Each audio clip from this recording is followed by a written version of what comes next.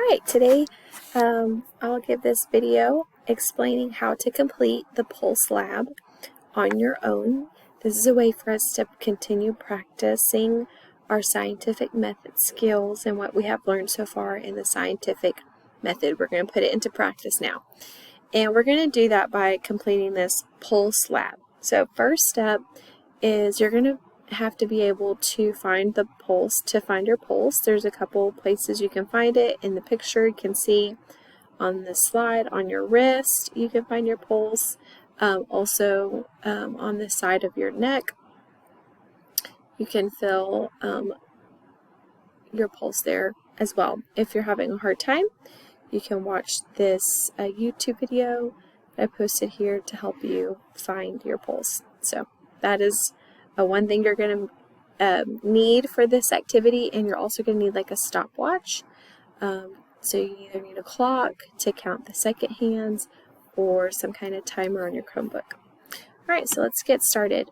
First step, you're going to be taking your pulse for 1 minute. You'll be doing an activity for a minute and then taking your pulse for a minute. So the first step is a scientific method, is a question. For today's activity, the question is, I wonder which activity will make my heart beat the fastest. So you want to, this is a question that we're starting with, and you want to pick 3 activities to test. So you could do jumping jacks could be one activity, running in place, doing your favorite dance move. Sometimes students have done lunges for a minute, planks for a minute, have just sat for a minute, hopped on one foot for a minute. You're going to pick your 3 activities. And then in your step 1, you're going to write down those 3 activities that you're going to do, and we're going to say, I wonder which one will make my pulse beat the fastest, my heart beat the fastest. So step 2 is we're going to have our hypothesis. So you're going to fill this in. I think doing and whichever activity you think will make my heart beat the fastest.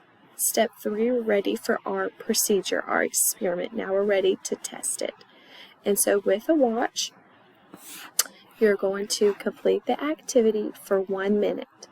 After the minute is up, then you will count your pulse for 1 minute and write down your information.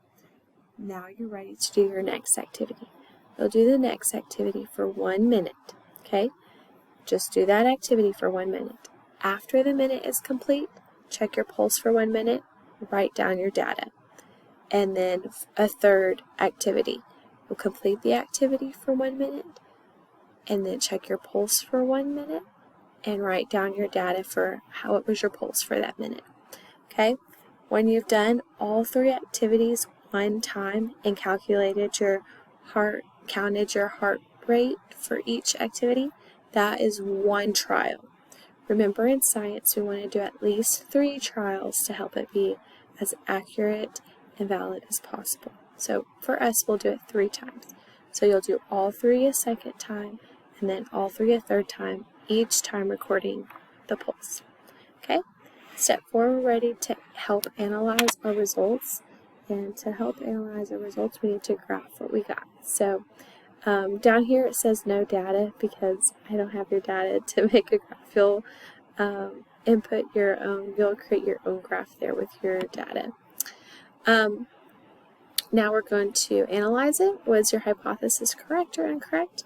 Remember, it's always okay if your hypothesis is wrong. It's not about being right or wrong in science. It's about being curious and trying again. And then final step is to share your results.